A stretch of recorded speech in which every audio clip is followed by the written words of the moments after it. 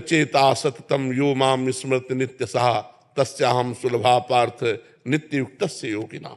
जो नित्य युक्त होकर भगवान को मधुर मधुर आंसुओं से भींगे हुए कपोल और पुकारते रहते हैं, भगवान उनके दास बन जाते हैं।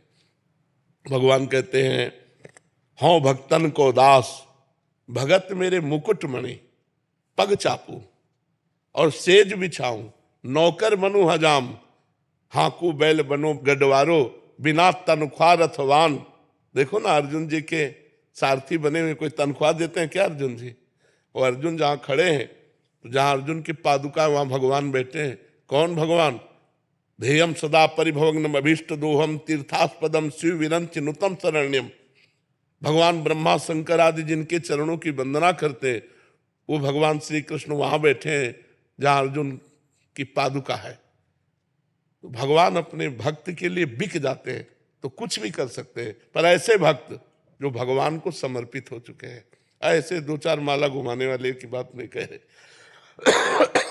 पर भक्त वही है जो भगवान से भी कोई चाह न करे। इसीलिए भगवान की इच्छा है आप हमारे समीप आए, आपका मंगल हो, तो हमारे मन में संकल्प आ जाएगा आपका मंगल हो। नहीं, हमारी इच्छा नहीं होगी, क्योंकि हमारी इच्छा तो भगवान की इच्छा में समर्पित हो चुकी है। अब जो ही प्यारो करे सोई मोहि भावे। अगर हम अपनी इच्छा करें अपने लिए, तो अभी भगवान के कनेक्शन में कमी है।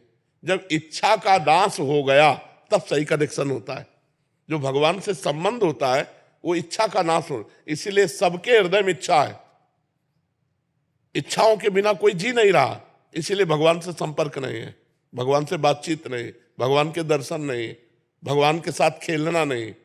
और जाहि न चाही कबहु कछु तुम सन सहज स्नेह बसहु निरंतर तासुर सो राउर निजगे।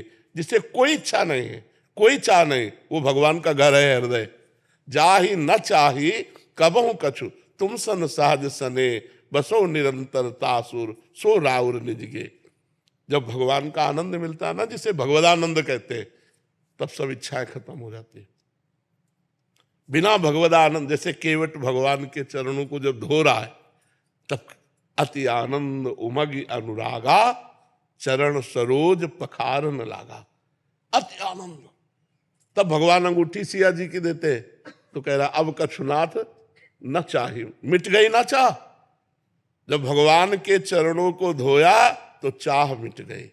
जब भगवदानंद मिलता है तब इच्छाएं नष्ट हो जाती है।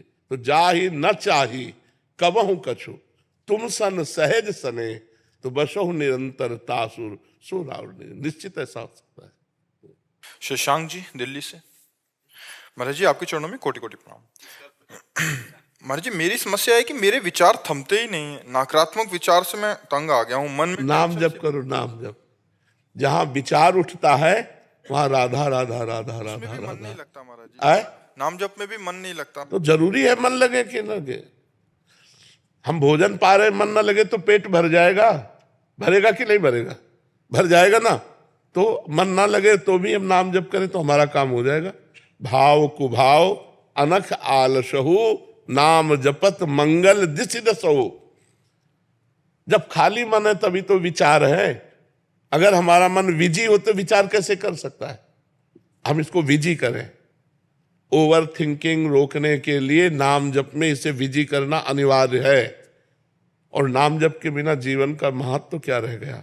गंदी बातें संसार की हमने की, वही हमारे चिंतन में आ रहे हैं।